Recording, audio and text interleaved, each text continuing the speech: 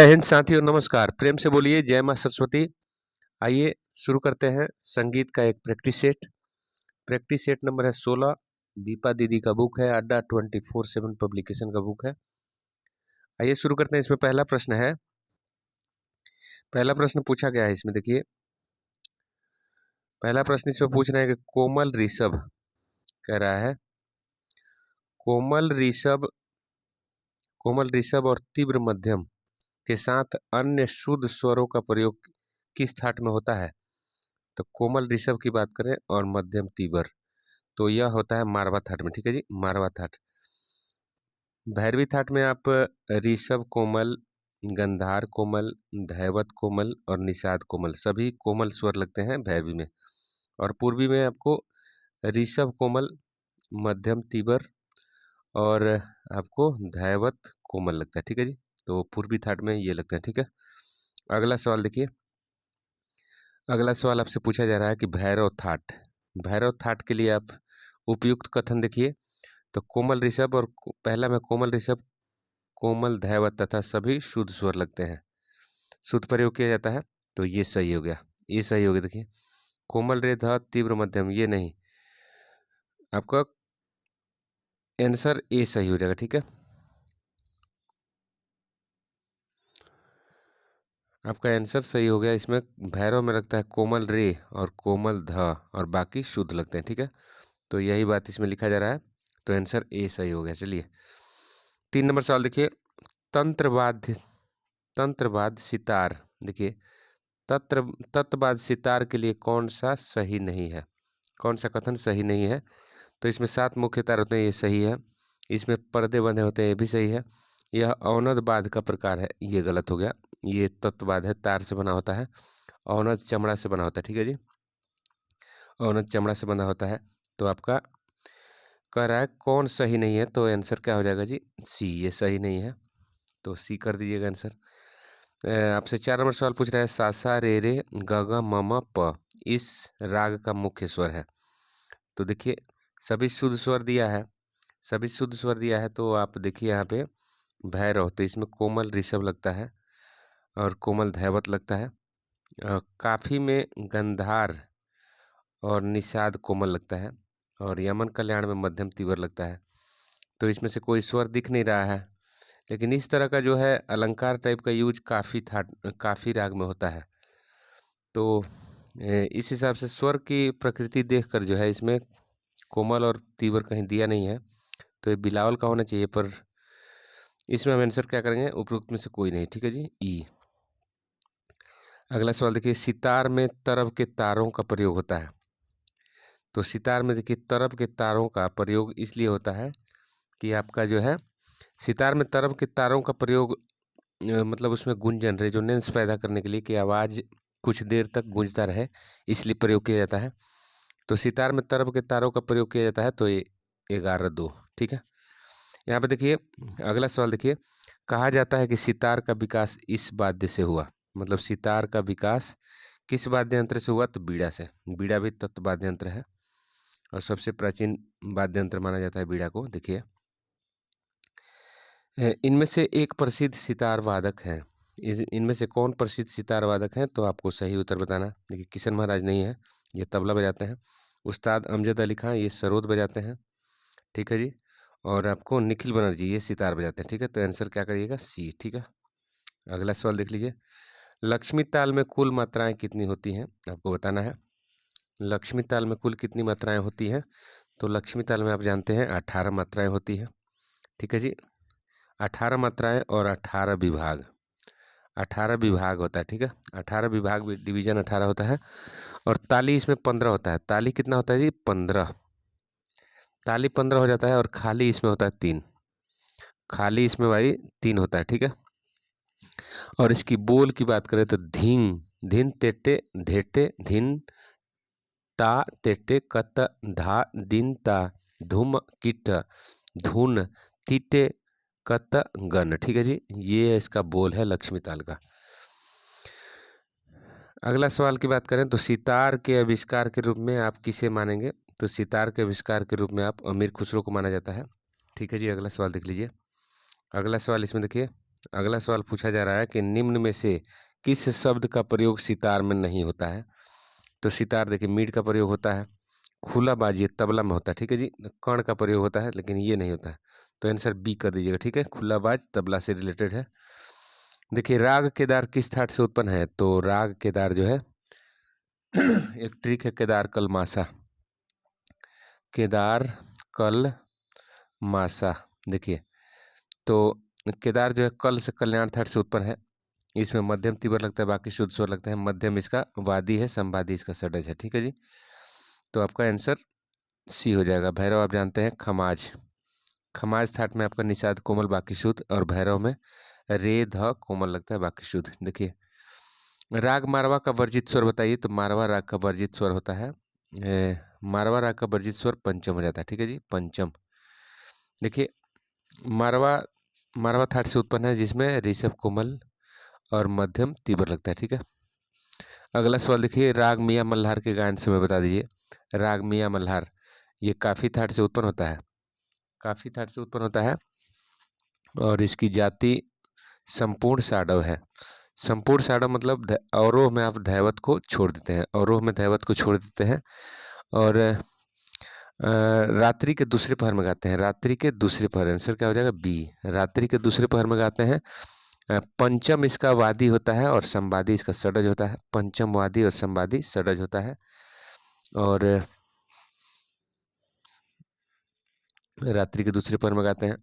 मारवा that की बात करें, हम मारवा राग की बात करें तो दिन के चौथे पहर में इसको गाया जाता है। दिन के चौथे पहर में मारवा राग को गाते हैं, और ऋषभ इसका वादी होता है और धैवत इसका संवादी होता है, ठीक है जी। और मारवा राग की जाति साडो साडो होती है, क्योंकि पंचम को वर्जित करते हैं। अगला सवाल देख लीजिए राग जोग किस थाट से उत्पन्न है। तो राग जोग जो है यह काफी थाट से उत्पन्न होता है। काफी जोग आप इसका ट्रिक बना लीजिए। काफी थाट से उत्पन्न है राग जोग, और काफी में गंधार और निषाद कोमल लगता है, बाकी शुद्ध लगता है। तो काफी थाट आंसर कर दीजिएगा। रागयोग की बात करें तो इसकी जाति आडो आडो है, ठीक है जी, क्योंकि इसमें आप ऋषभ और धैवत को छोड़ दिया जाता है, ऋषभ और धैवत वर्जित कर देते हैं रागयोग में। और इसका मध्यम इसका वादी है, संवादी इसका षडज है, ठीक है जी, संवादी इसका षडज है। और रात्रि के दूसरे पहर में इसको गाते हैं, रात्रि के दूसरे पहर में राग जोग को गाया जाता है, ठीक है। अगला सवाल देख लीजिए मतंग द्वारा रचित प्रसिद्ध ग्रंथ बताइए। तो मतंग जी द्वारा रचित प्रसिद्ध ग्रंथ बृहदेशी है, बृहदेशी है। सबसे पहले रागों का वर्णन इसमें किया गया था। संगीत परिजात के लेखक कौन है, संगीत दर्पण के लेखक कौन है, आप कमेंट करके बताइए। इसके पहले वाले वीडियो में कई बार बताया गया है। देखिए राग दुर्गा की जाति क्या है, राग दुर्गा की जाति बता दीजिए। तो राग दुर्गा यह बिलावल थाट से उत्पन्न है, आप जानते हैं, मतलब सभी इसमें शुद्ध स्वर लगेंगे। बिलावल थाट से उत्पन्न है, और राग दुर्गा में आप गंधार और निषाद को वर्जित कर देते हैं। तो इसकी जाति क्या हो जाएगी आडो आडो, ठीक है। इसकी जाति क्या होगी आडो आडो, ठीक है, आडो आडो इसकी जाति हो जाएगी। और राग दुर्गा में वादी धैवत होता है और संवादी ऋषभ होता है, ठीक है जी। बिलावल थाट से उत्पन्न, और रात्रि के दूसरे पहर में इसको गाते हैं, रात्रि के दूसरे पहर में राग दुर्गा को गाया जाता है। अगला सवाल देख लीजिए करा यदि षडज की आंदोलन संख्या 240 है, यदि 240 है मध्यम षडज की, तो तार षडज की इसकी दुगुना मतलब 480 हो जाएगी, 480, ठीक है जी, 480। अगला सवाल देख लीजिए बीड़ा के तार की लंबाई 36 इंच हो, बीड़ा के तार की लंबाई यदि 36 इंच हो तो पंचम कितने इंच पर होगा। तो 24 इंच पे, ठीक है जी, 24 इंच पे पंचम होगा। अगला सवाल देख लीजिए तत्बाद सितार में कितने चिंकारी के तारों का प्रयोग होता है। चिकारी के तार कितने होते हैं सितार में, तो 2, ठीक है, चिकारी के तार 2 होते हैं। तत्बाद सितार वाद्य, तत्बाद लिख रहा है, तत्बाद सितार वाद्यों के किस वर्ग में आता है। तंत्रवाद सितार किस वर्ग में आता है। तो तत्बाद मतलब तार से बना हुआ है, औनत चमड़ा से बना होता है, सुशीर हवा से बजता है, ठीक है जी। अगला सवाल देख लीजिए इसमें लिखा गया है कि इनमें से कौन सा राग अमीर खुसरो की रचना नहीं है। अमीर खुसरो की रचना कौन नहीं है, इसका कलर चेंज करिए, पेन का कलर मैं चेंज कर रहा हूँ, पीला कर दिया। देखिए इसमें से अमीर खुसरो का रचना कौन नहीं है, तो हंस ध्वनि, देखिए राग हंस ध्वनि जो है, राग हंस ध्वनि रामास्वामी दीक्षितर, रामास्वामी दीक्षितर जो कर्नाटक संगीत के प्रसिद्ध विद्वान हैं, तो उनके द्वारा जो है रामास्वामी दीक्षितर द्वारा राग हंस ध्वनि की रचना की गई। ठीक है, बाकी पुरिया शहाना ये सभी अमीर खुसरो द्वारा रचित राग है। देखिए 22 नंबर सवाल है, विष्णु नारायण भातखंडे जी का जन्म कब हुआ? विष्णु नारायण भातखंडे जी का जन्म 10 अगस्त 1860 को हुआ। ठीक है, 10 अगस्त 1860 को पंडित विष्णु नारायण भातखंडे जी का जन्म हुआ। अगला सवाल देख लीजिए, अभिनव राग मंजरी के लेखक कौन है? आप जानते हैं अभिनव राग मंजरी के लेखक कौन है? तो पंडित विष्णु नारायण भातखंडे। संगीत परिजात के लेखक कौन है? तो अहोबल, पंडित अहोबल हैं। अगला सवाल देख लीजिए, अगला सवाल पूछा गया है कि भरत द्वारा लिखा गया कौन सा ग्रंथ है इसमें? तो भरत जी द्वारा लिखा गया कौन सा ग्रंथ है? तो नाट्य शास्त्र, भरत जी द्वारा नाट्य शास्त्र लिखा गया। इसको 7 सप्ताध्याय भी कहते हैं। देखिए सारंगदेव द्वारा रचित ग्रंथ संगीत रत्नाकर का रचना काल बताइए? तो 13वीं से 14वीं शताब्दी मानते हैं, तो 14वीं शताब्दी कर लीजिए आंसर ए। ठीक है जी। संगीत रत्नाकर ग्रंथ कितने अध्यायों में बटा हुआ है? तो संगीत रत्नाकर ग्रंथ 7 अध्यायों में बटा है। ठीक है जी। राग भैरव के गाने का समय आप जानते हैं प्रातः काल होता है, ऋषभ और धैवत कोमल लगता है इसमें। अगला सवाल देख लीजिए, राग वृंदावनी सारंग किस थाट से उत्पन्न है? तो वृंदावनी सारंग काफी थाट से उत्पन्न होता है, काफी थाट। ठीक है जी, वृंदावन सारंग काफी थाट से उत्पन्न है। इसमें गंधार और निषाद कोमल लगता है। ठीक है, असावरी में गंधार कोमल, धैवत कोमल और निषाद कोमल लगता है। पूर्वी में आपको ऋषभ कोमल और मध्यम तीव्र और धैवत कोमल लगता है। ठीक है, पूर्वी में। राग दुर्गा का वादी संवादी बता दीजिए। राग दुर्गा, राग दुर्गा का वादी राग दुर्गा का वादी संवादी हम बताएं तो वादी धैवत होता है और संवादी ऋषभ होता है। वादी धैवत और संवादी ऋषभ, वादी धैवत और संवादी ऋषभ। और दुर्गा जो है बिलावल थाट से उत्पन्न होता है।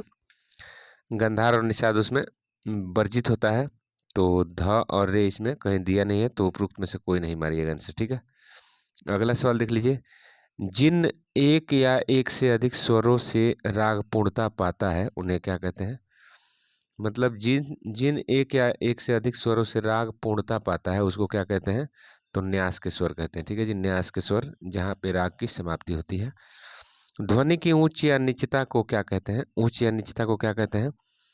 तो तारता कहते हैं, फ्रीक्वेंसी। ठीक है जी, फ्रीक्वेंसी। अगला सवाल देख लीजिए, ध्वनि के जोर को कहते हैं, ध्वनि के जोर को क्या कहते हैं? ध्वनि के जोर को क्या कहते हैं जी? तो ध्वनि के जोर को आप क्या कहेंगे जी? तो कंपन कहेंगे, कंपन। ध्वनि के जोर को कंपन कहते हैं। ठीक है, अगला सवाल देखिए, रात्रि के 12 बजे से दिन के 12 बजे तक गाए जाने वाले राग को क्या कहते हैं? तो उत्तर राग, उत्तरांग प्रधान राग कहते हैं। अगला सवाल देख लीजिए, ख्याल किस भाषा का शब्द है? तो ख्याल आप देखिए, ख्याल आप देखिए, ख्याल जो है अरबी भाषा का शब्द होता है। ख्याल अरबी भाषा का शब्द है, ख्याल अरबी भाषा का शब्द है जी। ध्रुपद गायन शैली में इस ताल का प्रयोग होता है? तो चौताल का प्रयोग होता है।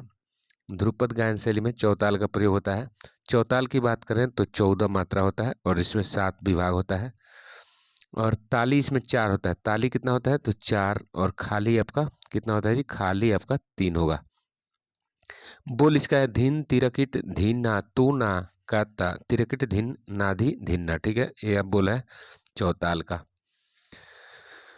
अगला सवाल देख लीजिए, अगला सवाल है, ठुमरी गायन, ठुमरी गायन में इस ताल का प्रयोग होता है। ठुमरी गायन में किस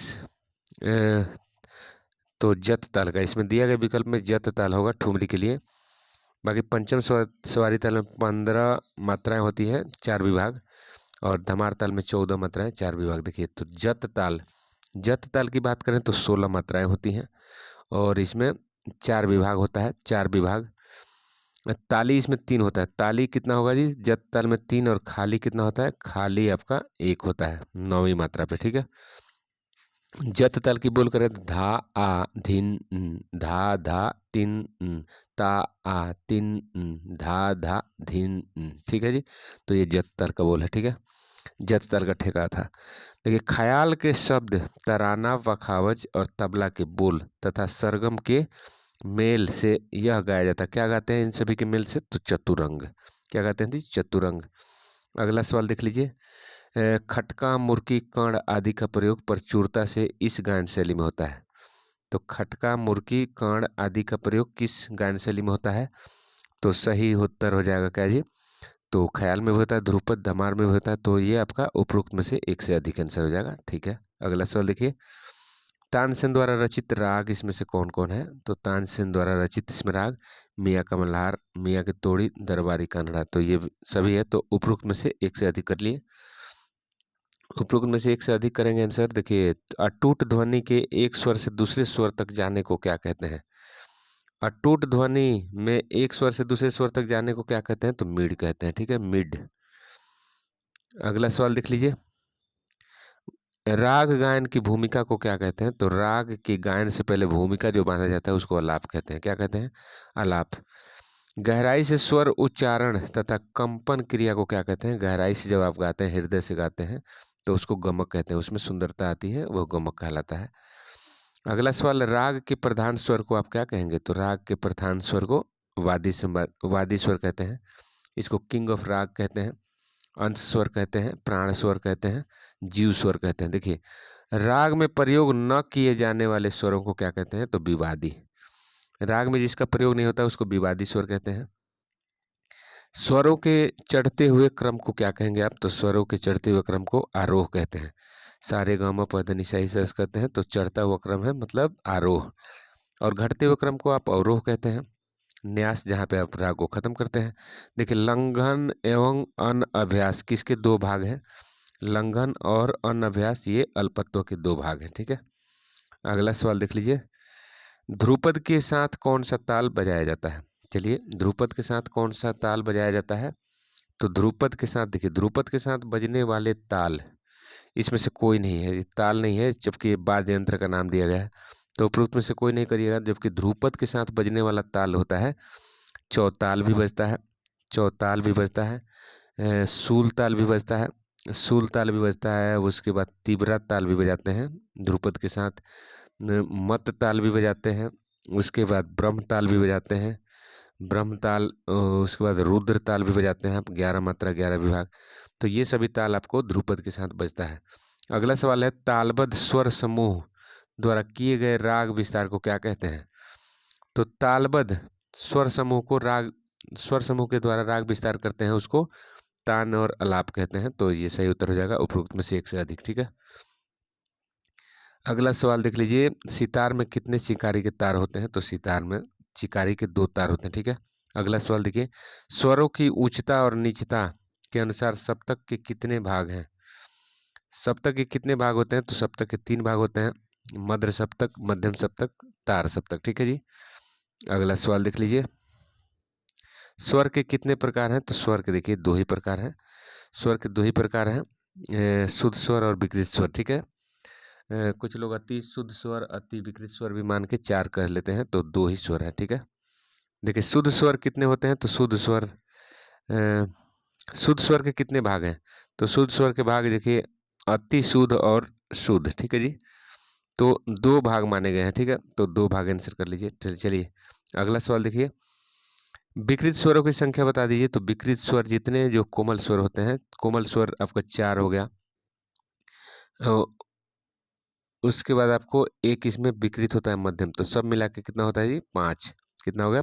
5, सॉरी 5, 5 किधर दिया है? ए में। 5 आंसर हो गया। कौन सा स्वर अचल स्वर कहलाता है? अचल स्वर जो शुद्ध और विकृत नहीं होता, मतलब अपने स्थान पर फिक्स रहता है। तो ऐसे स्वर 2 ही हैं आपको, षडज और पंचम। ठीक है, इसको अचल स्वर कहते हैं।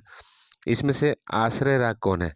आश्रय राग उसको कहते हैं जो अपने थाट के नाम पर जिसका नामकरण होता है, उसको आश्रय राग कहते हैं। आश्रय रागों की संख्या जितनी थाट होगी उतना ही।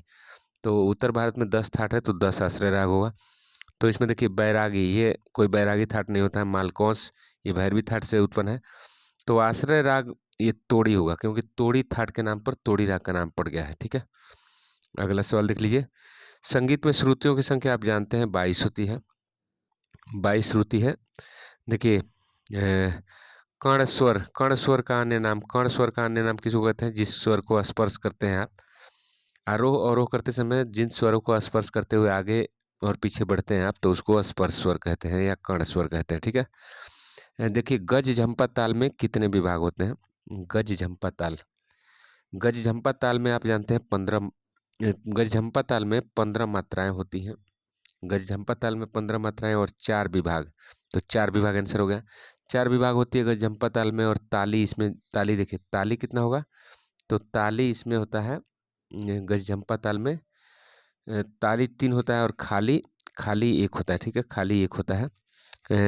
बात करें हम इसके बोल की, तो धा धिन नक तक, धा धिन नक तक, 3 नक तक, तेटे कत गदिगन, इसका बोल है। ठीक है, अगला सवाल देख लीजिए, इनमें से 15 मात्रा की ताल कौन है? तो 15 मात्रा की ताल इसमें गज झंपा है।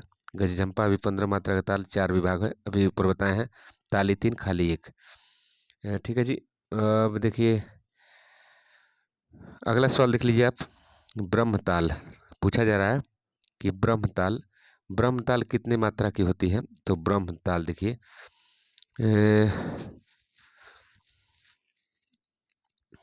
ब्रह्मताल में 28 मात्राएं होती हैं, 28 मात्राएं होती है ब्रह्मताल में, और 14 विभाग होता है, 14 विभाग होता है, 14 विभाग 28 मात्राएं ब्रह्मताल में, और ताली इसमें 10 होता है, ताली 10, और खाली कितना होता है? खाली 4 होता है ब्रह्म मात्रा में, ब्रह्मताल में। ठीक है, 11 मात्रा का रुद्रताल होता है। ठीक है, अगला सवाल देख लीजिए, रुद्रताल में कितनी कितनी मात्राओं पर खाली होती है? रुद्रताल, रुद्रताल में किन किन मात्राओं पर खाली होती है? रुद्रताल में किन किन मात्राओं पर? तो दूसरी, छठी और 11वीं, दूसरी, छठी और 11वीं।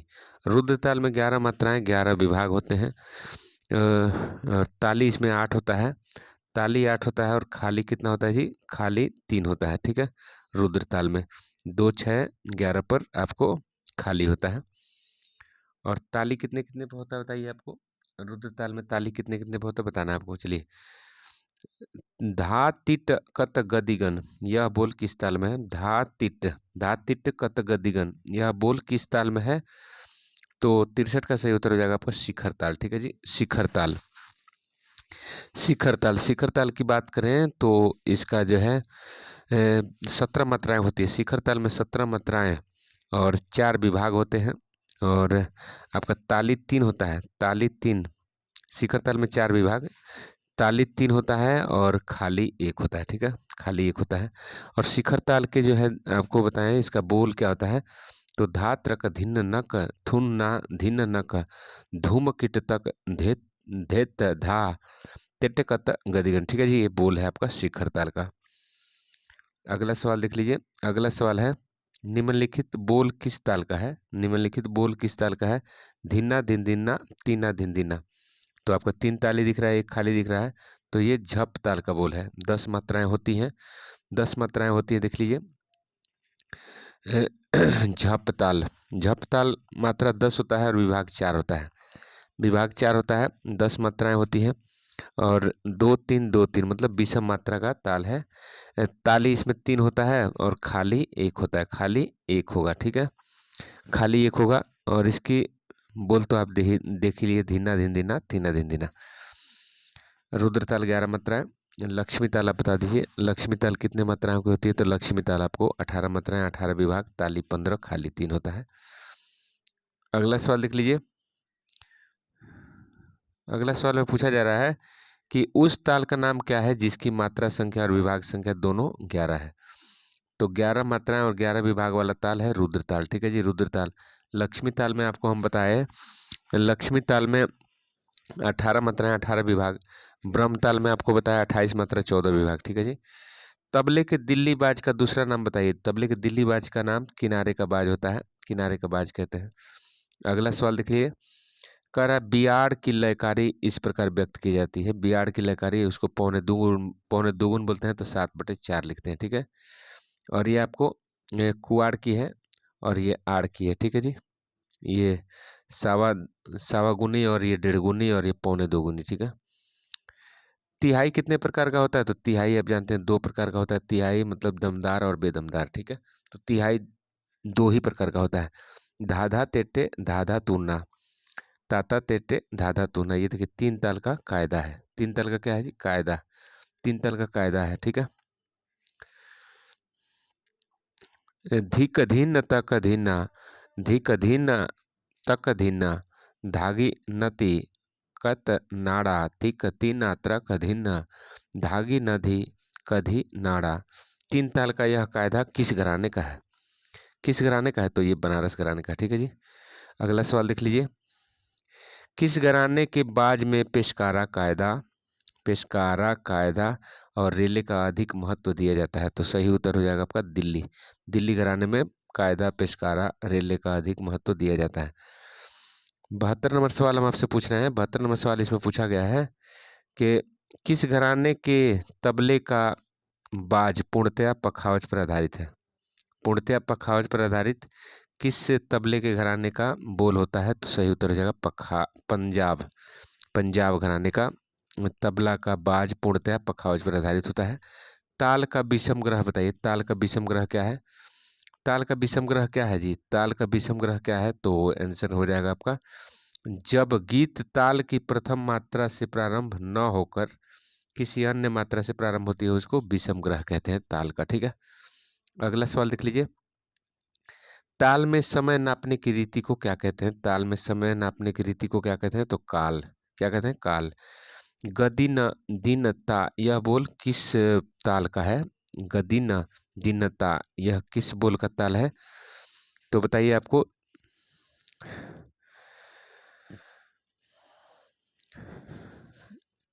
इसका सही उत्तर क्या होगा जी? गदिन। इसमें जो है आपका दिया है धमार, चौताल और सुल्फाक ताल, ठीक है जी, सुल्फाक ताल। तो आप देखिए मैं आपको बता दूं कि चौताल का बोल की बात करें तो धिन तिरकिट धिन्ना, तूना कहता तिरकिट धिन नाधी धिन्ना। तो ये बोल आपका जो है चौताल का हुआ। धमार की बात करें तो धमार का कधीट धीट धा आ, गतीट तीट ता आ। तो यह जो है धमार से मिलता जुलता है, तो आंसर बी कर दीजिएगा। सुल्फाक का बाल, सुल्फाक ताल की बात करें तो 10 मात्राएं होती हैं। धाधा दिनता किटधा तिटकत गदिगन, ठीक है जी। तो धमार इसका आंसर कर दीजिए। अगला सवाल देख लीजिए। धमार की बियाड़ लय एक आवर्तन में सम से कितनी मात्रा छोड़कर शुरू होती है? तो कितनी मात्रा से शुरू होगी? तो 6 मात्रा छोड़कर, ठीक है।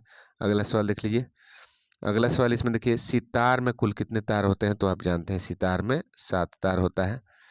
सितार में 7 तार। देखिए सितार के प्रथम तार को क्या कहते हैं? तो बाज का तार कहते हैं। सितार में प्रथम तार को बाज का तार कहते हैं। अगला सवाल देख लीजिए। सितार, सितार में पीतल के तार कितने होते हैं? सितार में पीतल के तार होते हैं, तो दूसरा और तीसरा तार जो है पीतल का होता है। अगला सवाल देख लीजिए। सितार में तोड़ कहते हैं। सितार में तोड़ किसको कहते हैं? तो सितार में द्रुत स्वर समूहों को तोड़ कहते हैं, ठीक है जी, तोड़। तो आज की वीडियो में इतना ही। अगले वीडियो में हम देखिए, इस वीडियो में कुछ हम आपको नोट्स या रिवीजन करा रहे हैं। देखिए नोट्स यहाँ पे देखिए, नोट्स या रिवीजन करा रहे हैं। राग बागेश्वरी की बात करें तो जाति इसकी आडो साडो है, रात्रि के दूसरे पहर में गाते हैं, ऋषभ और पंचम को इसमें वर्जित करते हैं। राग बागेश्वरी काफी थाट से उत्पन्न है, मध्यम इसका वादी संवादी षडज है। राग सावरी की बात करें तो आडव संपूर्ण इसकी जाति है, क्योंकि आप गंधार और निषाद को आरोह में वर्जित करते हैं। धैवत इसका वादी है, संवादी इसका गंधार है, और दिन के दूसरे पहर में गाते हैं राग असावरी को। राग बिलावल की बात करें तो संपूर्ण जाति है और धैवत इसका वादी संवादी गंधार है। राग अड़ाना की बात करें तो आडव संपूर्ण इसकी जाति है और असावरी थाट से उत्पन्न है, और षडज इसका वादी और संवादी पंचम है। रात्रि के दूसरे पहर में राग अड़ाना गाते हैं। देखिए बलवंत राय भट्ट पंडित ओमकारनाथ ठाकुर के शिष्य थे और ग्वालियर घराने से संबंधित है। राग मुल्तानी की जाति आडव संपूर्ण है, ऋषभ और धैवत को वर्जित करते हैं आरोह में, और तोड़ी थाट से उत्पन्न है। पंचम इसका वादी संवादी इसका षडज है। तीन के चौथे पहर में गाते हैं राग मुल्तानी। पंचम सवारी ताल की बात करें तो 4 विभाग होते हैं, 15 मात्राएं होती हैं, और ताली 1 4 12 पर खाली 8वीं मात्रा पर होता है। बोल होता है धिन्ना धिन धिन कित कत धिन धिन धिन नाधिन धिन्ना त्रिक धिन तिन्ना त्रिकट तुन्ना कत धिन धिन नाधिन धिन्ना। ठीक है।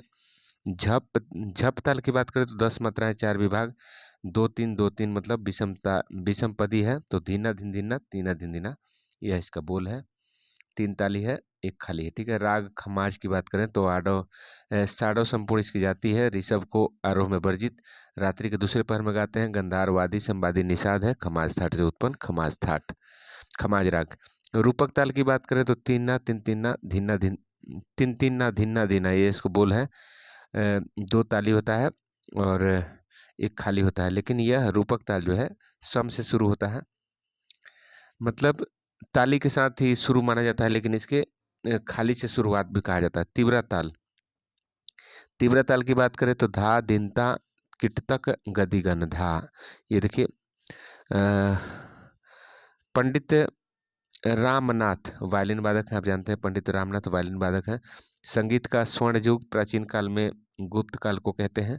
और राग मधुवंती इसकी जाती है आडव संपूर्ण, तोड़ी थाट से उत्पन्न है, ऋषभ और धैवत को वर्जित करते हैं, पंचम वादी संवादी षडज है, दिन के चौथे पहर में गाते हैं मधुवंती राग को। संगीत निबंधावली के लेखक कौन है तो किरण पाठक है। देखिए राग दुर्गा बिलावल थाट से उत्पन्न है, आडो आडो इसकी जाती है, गंधार निषाद को वर्जित करते हैं, धैवतवादी संवादी ऋषभ है, रात्रि के दूसरे पहर में गाते हैं इसको। कल्याण राग की बात करें तो मध्यम इसका वादी संवादी षडज है, आडो साडो इसकी जाती है, क्योंकि आरोह में ऋषभ गंधार को वर्जित करते हैं और अवरोह में गंधार को वर्जित करते हैं। राग मारवा की बात करें तो साडो साडो जाती है, क्योंकि पंचम इसमें वर्जित करते हैं, दिन के चौथे पहर में मारवा गाते हैं, ऋषभवादी संवादी धैवत होता है, मारवा थाट से उत्पन्न। धमार ताल की बात करें तो 14 मात्राएं 5 2 3 4, मतलब क धिट धिट धा आ गति टिट ता आ, ये धमार ताल का बोल है। 14 मात्रा 4 विभाग। देखिए खेमटा ताल की बात करें तो 12 मात्रा 4 विभाग होती है, बोल होता है धेट धिन ना तिन्ना तेट धिन ना तिन्ना। ठीक है।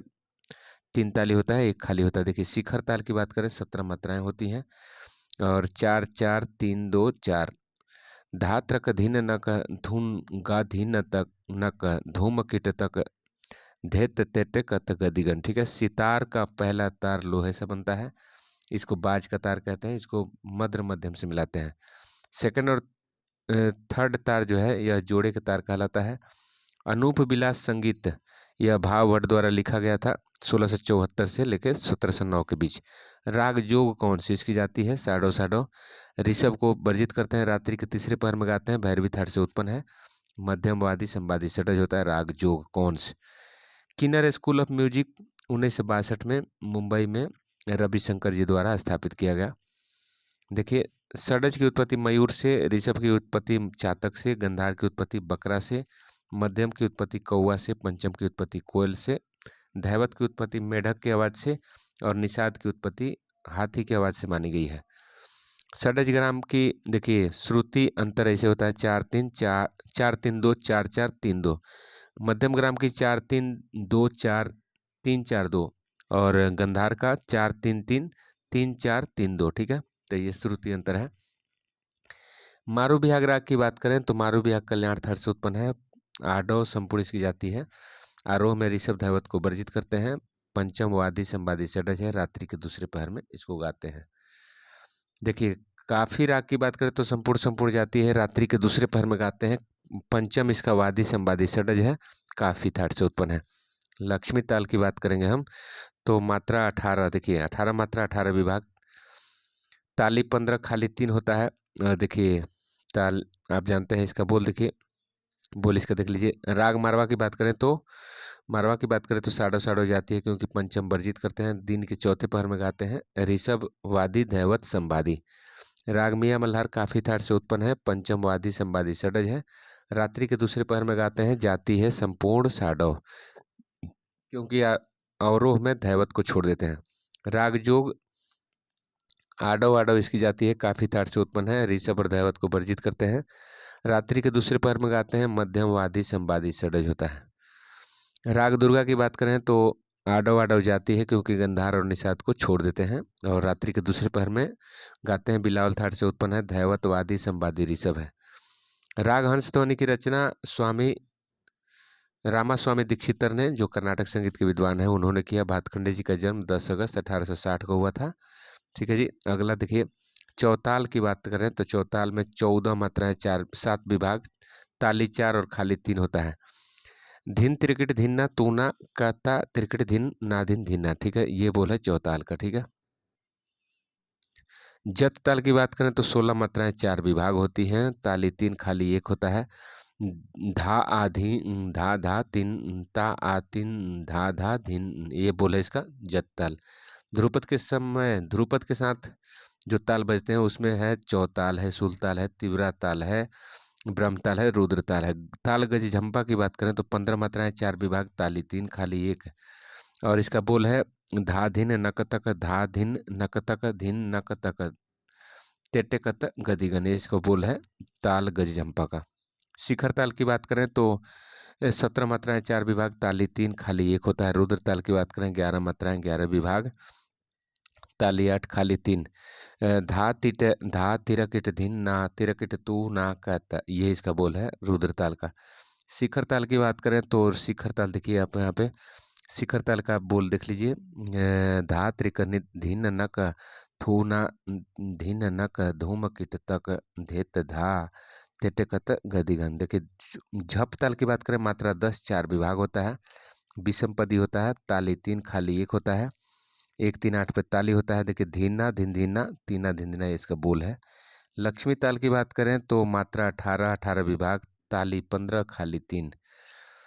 रुद्र ताल 11 मात्राएं, 11 विभाग, 8 ताली 3 खाली। ब्रह्म ताल 28 मात्राएं, 14 विभाग, 10 ताली खाली 4। धमार ताल की बात करें 14 मात्राएं, 4 विभाग, कधिट धिट धा आ गतिट तिट ता आ। सुल्फाक ताल की बात करें तो मात्रा 10, इसका बोल देख लीजिए धा धा दिनता किटधा दिनता तिटकत गदिगन।